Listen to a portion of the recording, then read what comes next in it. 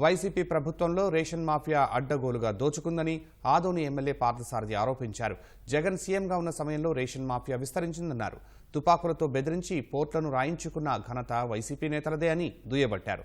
తప్పకుండా రేషన్ బియ్యం అక్రమ రవాణాను అరికడతామని స్పష్టం చేశారు.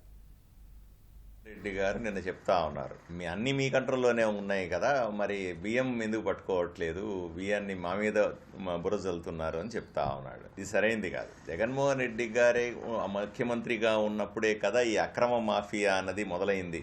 అంతకుముందు తెలుగుదేశం పార్టీ ప్రభుత్వం ఉంది, అంతకుముందు ఉమ్మడి ప్రభుత్వాలు చాలా ఉన్నాయి. వీటన్నింటిలో కూడా ఎక్కడా కూడా బియ్యాన్ని అక్రమంగా తరలించేటువంటి మాఫియా ఎప్పుడు ఆంధ్రప్రదేశ్ నుంచి లేదు. అది పోర్టుల నుంచి వేరే దేశాలకు బియ్యం తీసుకెళ్లి అమ్మేసే సాంప్రదాయం కానీ అటువంటి తప్పుడు పనులు ఎప్పుడూ లేవు.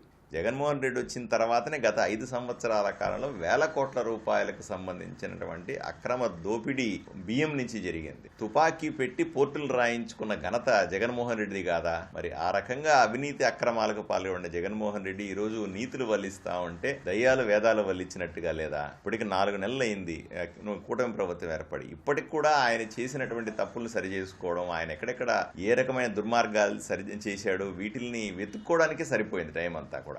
పవన్ కళ్యాణ్ గారు వ్యక్తిగతంగా దీన్ని చాలా సీరియస్గా తీసుకున్నారు. గౌరవ ముఖ్యమంత్రి చంద్రబాబు నాయుడు గారి ఆదేశాల మేరకు 100కు 100% ఈ బియ్యం స్మగ్లింగ్ని ఆంధ్రప్రదేశ్ నుంచి ఆపి తీరుతాం. ఆ ప్రజలకు ఉపయోగపడే బియ్యాన్ని ప్రజలకే ఉపయోగించేలాగా చేస్తాం.